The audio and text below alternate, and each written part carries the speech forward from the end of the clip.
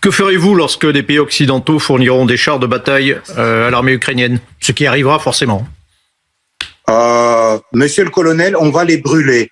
Donc, vous savez bien, d'ailleurs, de l'histoire, que les chars allemands ont été déjà brûlés sur le territoire de l'Ukraine. On va le faire encore une fois. Comment réagirez-vous, au-delà de vouloir les brûler, si, par exemple, la France, pour préciser la question du colonel encore, si la France livre à l'Ukraine des chars français, des chars Leclerc? On a très très peur. Vraiment, on est paniqué.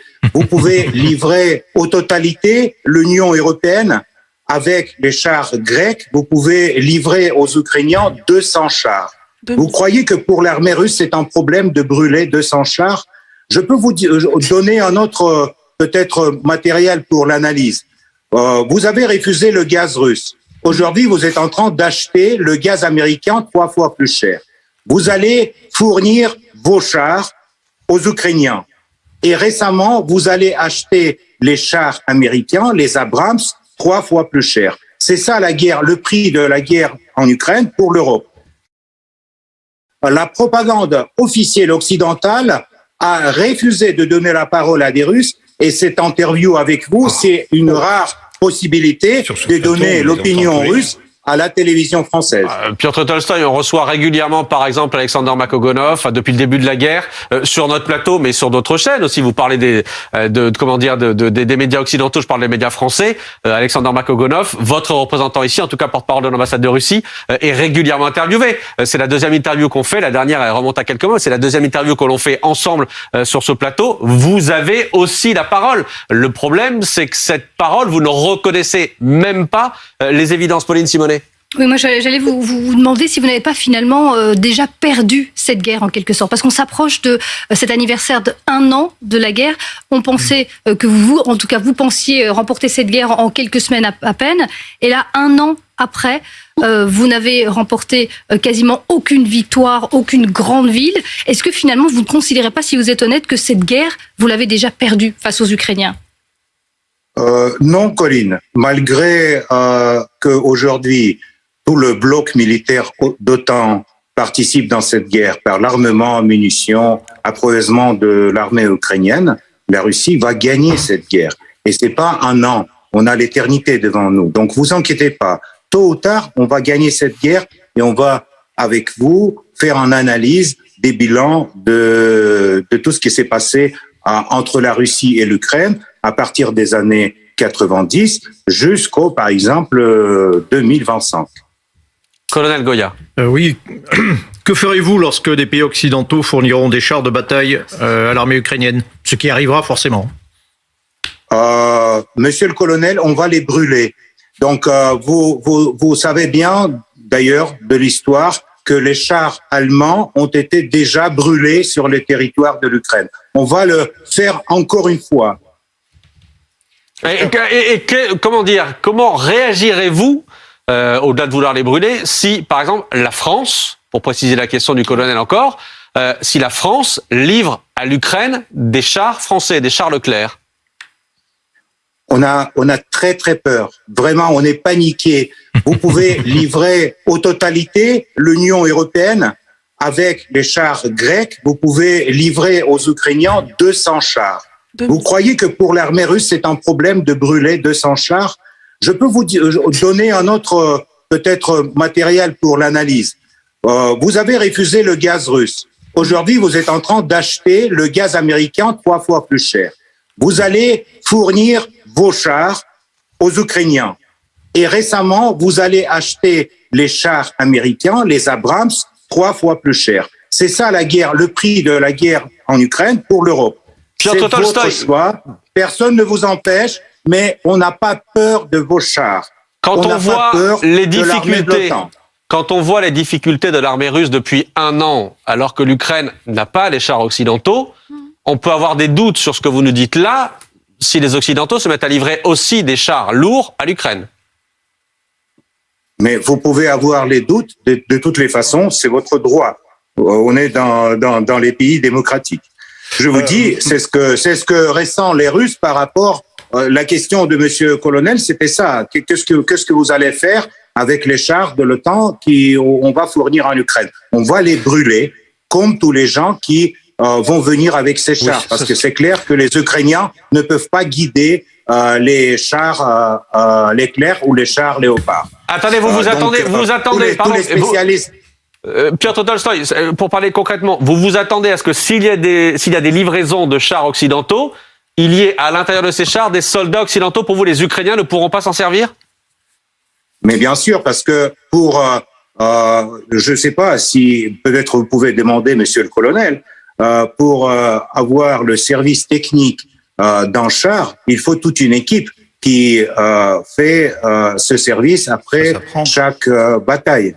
Il faut avoir un opérateur qui est qualifié, qui connaît comment on peut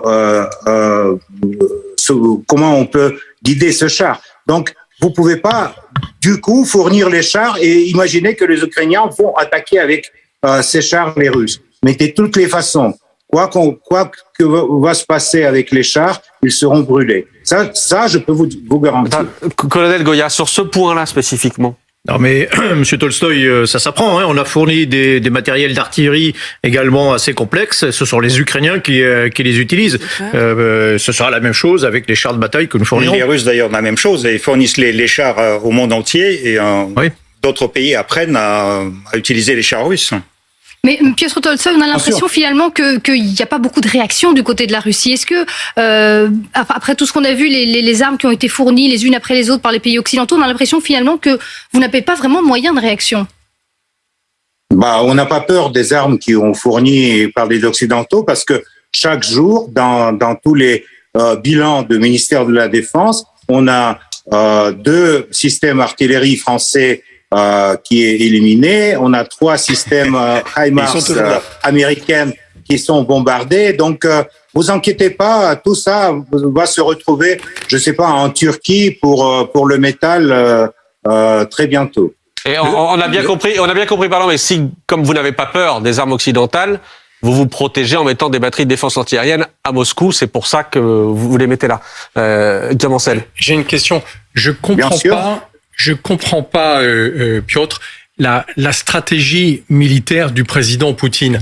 Il a accepté une campagne de terreur en tirant des dizaines de missiles pratiquement par jour contre soi-disant des cibles d'infrastructures énergétiques. Mais par exemple, le 14 janvier dernier, à Dnipro, c'est un missile KH-22 qui a été tiré. Et vous le savez comme moi, c'est un missile qui a été retiré du service en 2007 parce que il est très peu précis et qu'il emporte une charge d'1 tonne qui fait des dégâts considérables. Et du coup, ce missile a fait abattre un immeuble complet d'habitation avec plus de 72 appartements. Il a fait au moins 45 morts.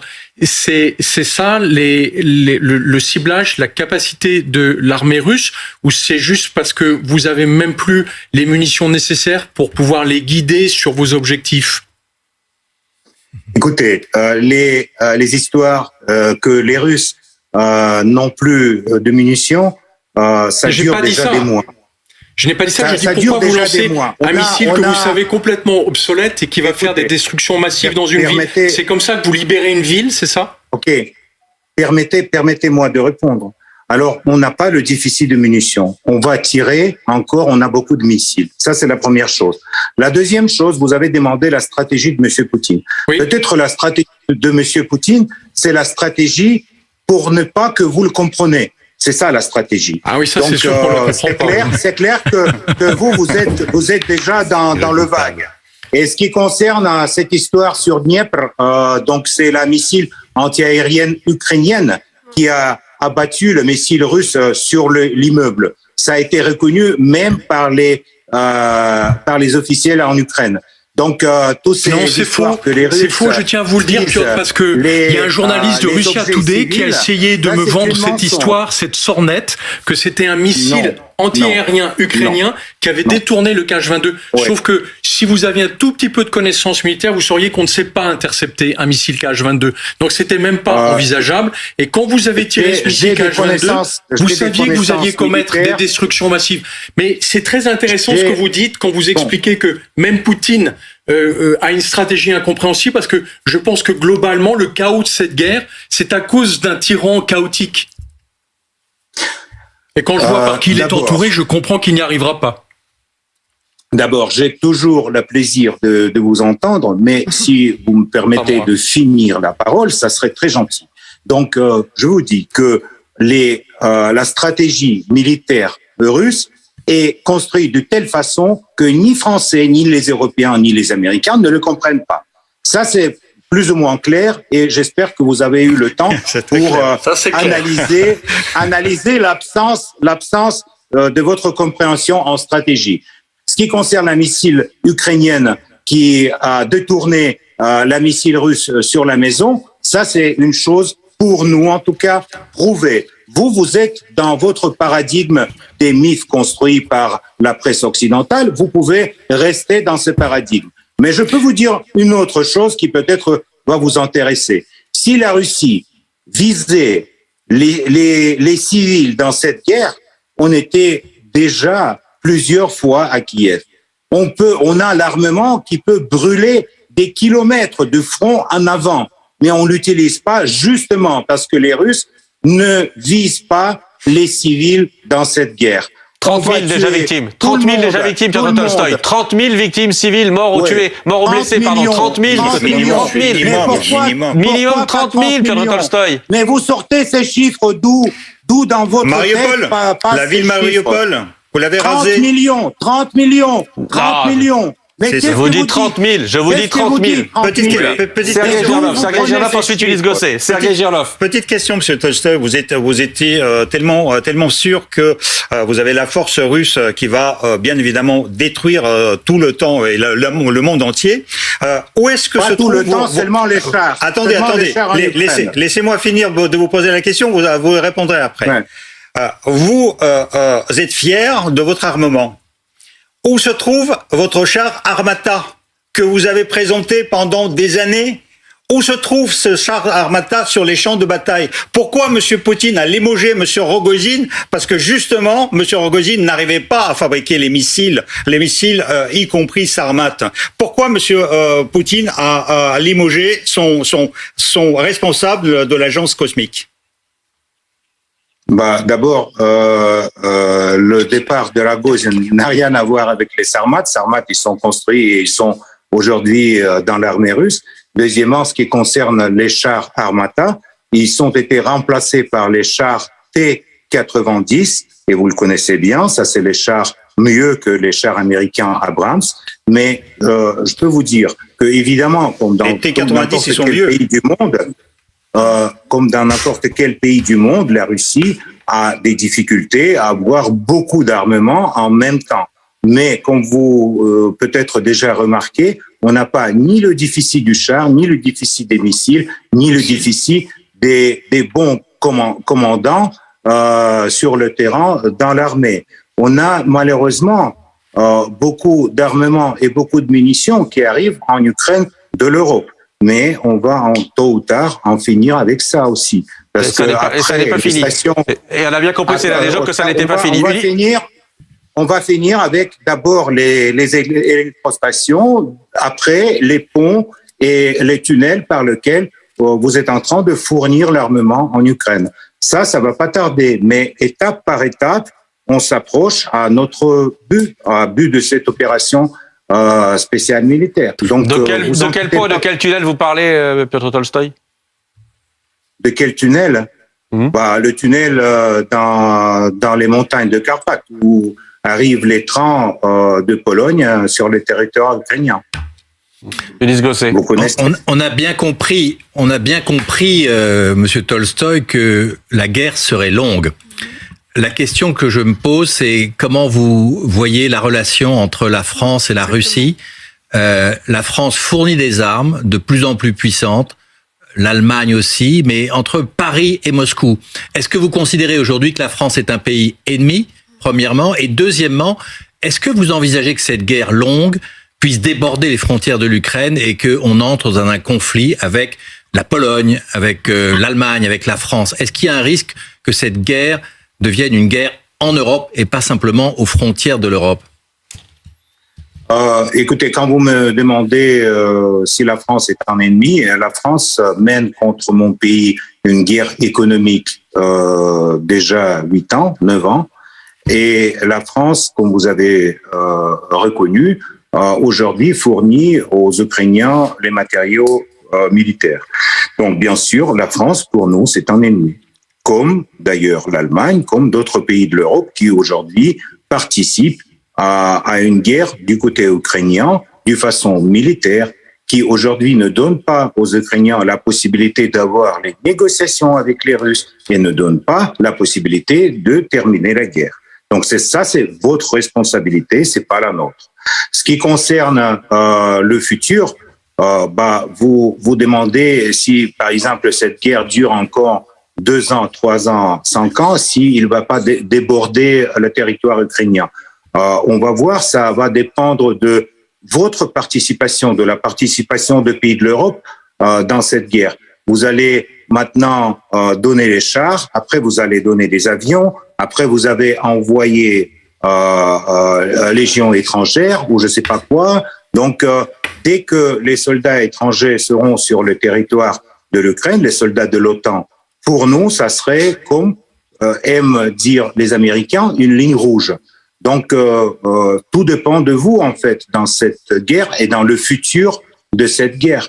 Nous, on n'a aucun intérêt de continuer ça pendant 2 ans ou 3 ans. Ce que l'on voit, c'est que vos lignes rouges, elles ont beaucoup reculé, Piotr Tolstoï. Vos lignes rouges, elles ont beaucoup reculé. Quand on voit, la globalité de toutes les armes occidentales qui ont été livrées aux Ukrainiens, en réalité, vous ne pouvez pas réagir face à ça. Vous ne savez pas réagir face à ça. Là, aujourd'hui, vous nous dites que la prochaine ligne rouge, ce sera quand des soldats occidentaux viendront faire la guerre sur le sol ukrainien, ce qui n'est pas du tout prévu, évidemment. Mais si cette ligne rouge, si c'est votre ligne rouge aujourd'hui, avant ça, il y a beaucoup d'étapes, notamment en termes d'armement. Les chars, l'aviation, effectivement, vous-même vous le disiez, ça va en faire des armes contre vous. Non, mais quand vous dites beaucoup d'États, vous pensez que tous ces États, c'est les États de l'Union européenne, Grande-Bretagne, les États-Unis et Australie. Évidemment, je parlais beaucoup d'étapes. Des étapes. Oui, Australie. Oui.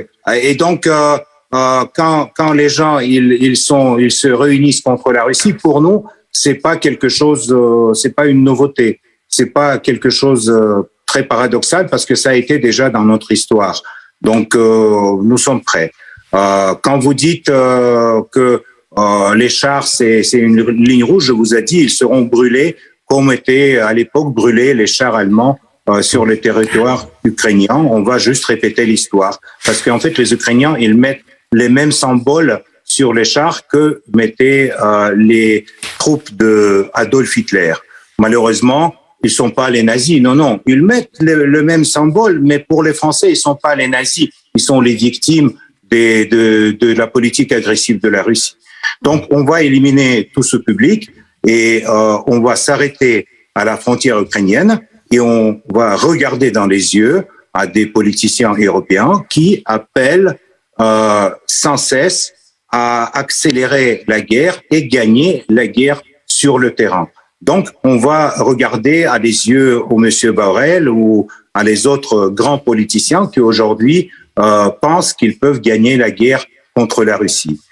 Et on va attendre leurs propositions sur le futur monde, sur la future sécurité européenne.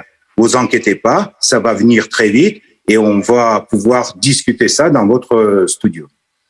Qu'est-ce que vous pensez de la Turquie, puisque la Turquie, bien qu'elle n'applique pas les sanctions économiques, livre massivement des drones à l'Ukraine, il livre aussi des drones à l'Azerbaïdjan, alors que la Russie d'ordinaire défend l'Arménie. Pourquoi vous ne qualifiez pas la Turquie d'ennemi ?